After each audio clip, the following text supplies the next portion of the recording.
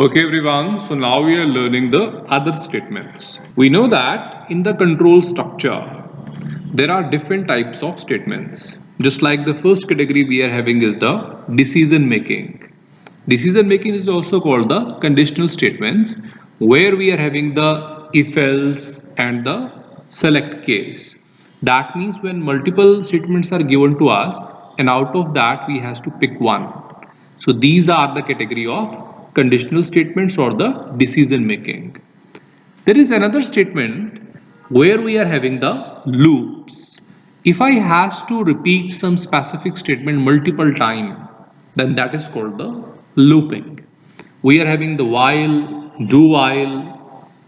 do until and the for loop for that. Now except these statements, we are having some other statements which helps us in going with the flow of the program. These are called the other statements, and now these statements are exit, go to, stop and then return. So we are understanding all the other statements one by one. First of all, we are learning the exit. Let us suppose that we are having a program. Let us suppose in this program we are having some set of lines. If I want that the first two lines are executed, then afterward I want to come out. Now for that we are having the statement that is called the exit statement. Means I don't want to execute the further statements, I want to just exit from the program. Now that is called the exit statement. I can use this for even exiting from the loops or even exiting from any of the program. So this exit statement helps for exiting into the loops and the program. The next statement we are having is the go to. Let us suppose that we are having a program and there are some set of lines. Let us suppose that 4 lines are there. If I want that after executing the first line, I want to go to the last line, and there we can apply the simple statement which is the go to. That means we can jump out of the statement. We don't want to execute the middle statement, we want to directly go to the last statement. So I can go with the help of the go to statement. Go to statement is also called the jumping statement. It transfers the control to the specific location. The next statement we are having is the stop. Let us suppose that we are having a program. In this program there are some set of lines. Let us suppose 4 lines are there. Whenever we make any project into the .NET, we write a program, and afterward to execute that we know there is a play button. Now this play is the start debugging. Then afterward there is a pause and there is a stop. Now these are the 3 buttons which are available into the Visual Studio. Whenever we call this stop statement, then let's say program has executed the first 2 lines. So program will stop at then and there. Means it will not execute further. It is on the break mode. So this middle 2 lines, which is the break mode, will be active. Let us suppose that if I am doing certain task and somebody call me, then I will be going on a break for some time. So that means I have executed some part and I am on the break for some time. So this is the part of stop. So by doing this stop statement, we can make the program on break mode. So we can stop for a while. Later on we can start the program with the next line. So here this is the stop statement. So we can say that program goes into the break mode. The next statement we are having is end. Now let us suppose that we are having a program and here we are having some lines inside that program. Let us suppose that we have executed few lines. Afterward we call this end statement. Now it will completely terminate the program. Terminate means it is completely exiting from the whole program. If your project is running, you are saying end, then complete project will stop. So we can say that your program terminate. Exit statement and end statement both look similar, but they are totally different. Exit statement is used to exit from the loop mainly, or maybe some specific code. Let us suppose that we are having some function. Now from that function, if you want to come out, let's say exit for means from the for loop if I want to come, exit while from the while if I want to come. Now for that purpose we use the exit function, exit sub, exit for, exit loop. So basically from the program which is a small function. But if I has to completely exit from the program whole project, now there we are having the end. End means completely terminate the program, closing everything and come out. So that is the end. So exit and end are different. Mostly for the looping we use the exit, and for the complete program we use the end. Now the next one is the return. Let us suppose that we are having a program and there are some line of code which are written here. Let us suppose there is some another function. Function is also having some code available. Let us suppose that this is the calling program and this one is the function. Now calling program called the function. Let us suppose that we have called the sum function. Now sum function is doing its task. Now after performing the task, this function gives the value back to the calling program. This is done with the help of the return. So if we call any of the function and that function is returning certain value to the calling program, now this is done with the help of the return statement. Let's say return some value or returning some string. So that is with the help of return statement. So return gives the value to the calling function. So these are the all other statements. Now we are taking some real life implication of these other statements with the help of some programs. So this is the program where we are learning go to and the exit statement. So here first of all we have created a form. Now this is the form 1. Afterward we have dragged and dropped one label. This is the label 1. We have changed the text, that is go to and exit, so that we can understand that this program is for go to and exit. Then we drag and drop one button. This is button 1. The name of button we have changed by going on the text property, so it is click. Now we double click on this button and this coding open. We can see that public class form1. So for the form1 the class is created and this is public because it can be accessed outside. Now end class, we have seen that end statement we use for terminating. So wherever we use this end, that means terminate this complete class, terminate the complete program. So here the end class. Now afterward we are having is the button. So here sub is the void. So this is the name of function button1 underscore click. So this is the end sub with the end sub. Now private, button is private because button is the part of form. Now here we have passed two arguments by value method. This is 1 and this is 2. Two arguments are passed. Then this function handle button1 dot click event. Means whenever we click on this button, then afterward the coding run. So here we are having a single quote, that means this is a statement.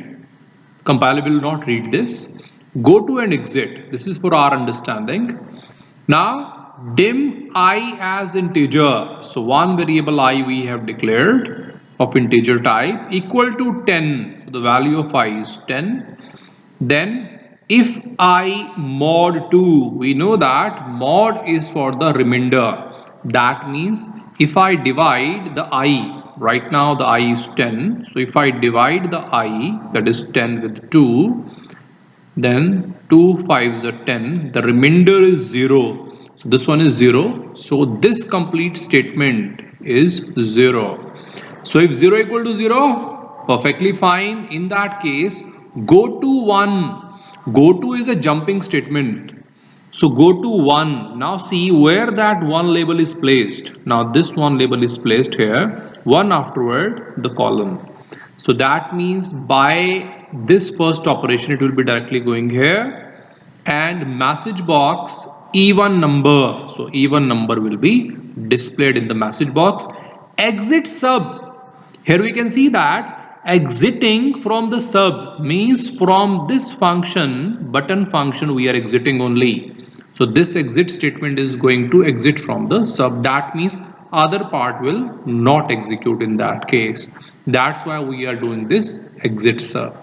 So exit statement is going to exit from the loops or specific functions only. So here exit sub, exit for, exit while can be provided. Here we are using the exit sub. Now let us assume that the number is not 10. Maybe we have taken this number as 11, but in the coding this is the part which we have worked already. Let us suppose it is 11. Now this complete part will run and will again check 11, then mod 2. We know that 2 5s are 10 and the remainder is 1. In that case the first part will not execute because that is not equal to 0. Condition is false. So here the false part will run. This is false part, this is true part. So this false part will run, and then in that case it will go to 2. Now 2 is what? 2 is again one more label here. So in that case, whenever the number where the remainder is not 0, so for those cases it will be going on the second and will say message box odd number exit sub. So this is how we can make this program. In this case we have assumed that the number is 10. That's why the first part will run, and here first part will be there and even number will be displayed. So this is the program where we have learned the goto statement and the use of exit statement. Now we are learning some other statements. Now we are understanding the stop statement. So first of all we have created a form here. This is the form 1. Here we have given stop and end. We are learning these two statements one by one. First are working with the stop. So here we are asking from the user that enter the number. This is the label 2. This is the label 1. So two labels we have taken. And this is the text box 1 from where we will take the entry from the user. Now this is the button 1. Now we want to do the code on the button. That's why double clicking on this button, then this code will be there. Form 1, public class and end class. Then afterward this button is created, private sub, and these are the two arguments which are passed, and this button is handling the button 1 dot click. This is a comment, stop and end. This is for our understanding. Compiler will not read this. Now here we have created one statement that dim I as integer. So one variable I is declared. Then afterward I is equal to value of textbox1 dot text. Means whatever we are writing into textbox1, that is converted to value and saved to the I. So the value of I is 10 right now. We are having a simple if condition. If I is equal to 10, then stop. Right now user has entered 10. So here this stop is executed. Now you can see that whenever we click this button, then afterward you will feel like that this specific option is now just visible. That means your program is into the break mode. Now you can either run this program again or you can just close this program again. You know that this is for starting. Whenever you start your program, then you use this button. Whenever you stop the program, you use the last button. Now the middle one, that is for the break. Now you can see that your program is showing you an arrow here that I am stopped here. At this line I am stopped. Means let's say if you are making certain program and you want to stop somewhere, means you want to take certain break. Now you need a stop function. Stop it. Stop means take the break for certain time. So here now this arrow shows that our program is into the break mode, and we can find that this is the break mode. Now we can either start the program or stop the program. So this is the our wish. So this is the first part of this program, which is the stop. Now we are going on the other part, which is the end. So this is the second part where we are understanding the end here. So there we have created the same form 1, stop and end. The number entered by the user is different now. Earlier it was 10, now user has entered the 9. This is the text box 1, this is label 1, label 2. Now this is button 1. So on the click of button, this coding start. So public class form 1, it is ending with the end class. Now the coding of button is private sub button 1, 2 arguments we have passed, and this function is handling the button 1 dot click. This is a comment, stop and end. Now sub is ending with the end sub. Now we have declared the variable dim I as integer. So one variable I is declared. I is equal to value of textbox1 dot text. Means this value which user has entered, that is 9, is now taken. Now earlier user has entered the 10. When user has entered 10, at that time stop function was called.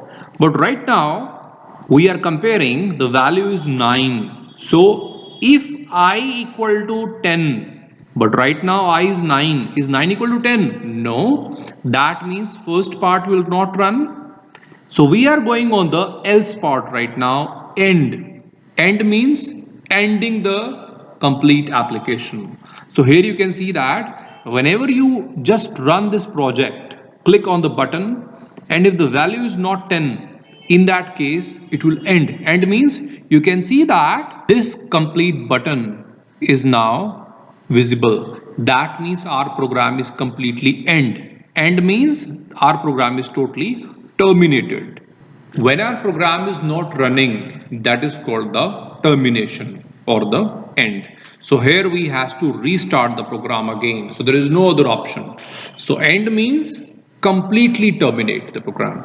So these are the other statements that we have learned with the help of the different programs. So that is all about the other statements.